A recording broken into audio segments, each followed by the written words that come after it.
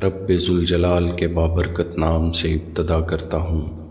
آپ سبھی سننے والوں اور دیکھنے والوں کو خوش آمدید کہتا ہوں، اور اللہ تعالیٰ سے دعا کرتا ہوں کہ وہ ہم سب پر اپنا رحم و کرم اور فضل ہمیشہ قائم رکھے۔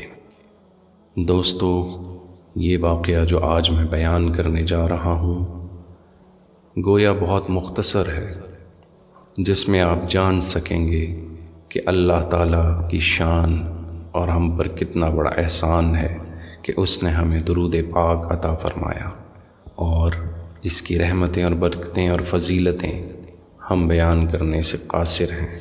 اللہ تعالیٰ ہمیں درود پاک زیادہ سے زیادہ مرتبہ اور خلوص دل سے پڑھنے کی توفیق اور مدد عطا فرمائے۔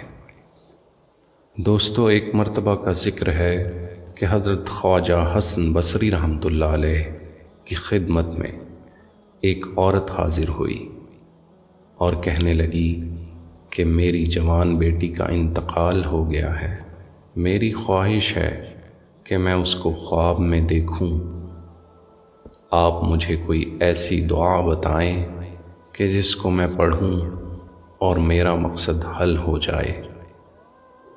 آپ نے اس عورت کو ایک دعا سکھائی، اس عورت نے رات کو وہ دعا پڑھی اور سو گئی۔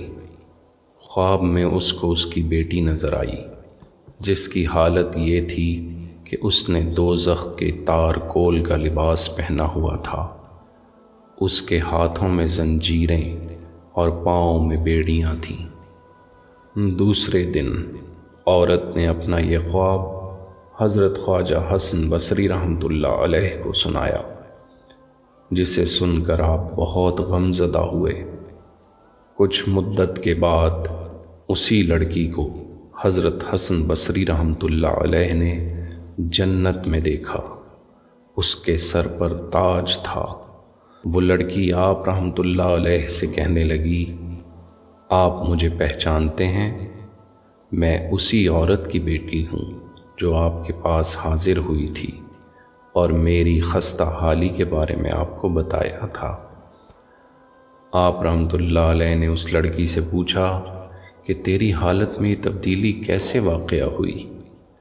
لڑکی نے بتایا، اس قبرستان کے نزدیک سے ایک نیک شخص گزرا اور اس نے حضور نبی کریم صلی اللہ تعالی علیہ وسلم پر درود پاک پڑھا، اور اس کے درود پاک پڑھنے کی برکت سے ہم 500 قبر والوں سے اللہ تعالیٰ نے عذاب اٹھا لیا۔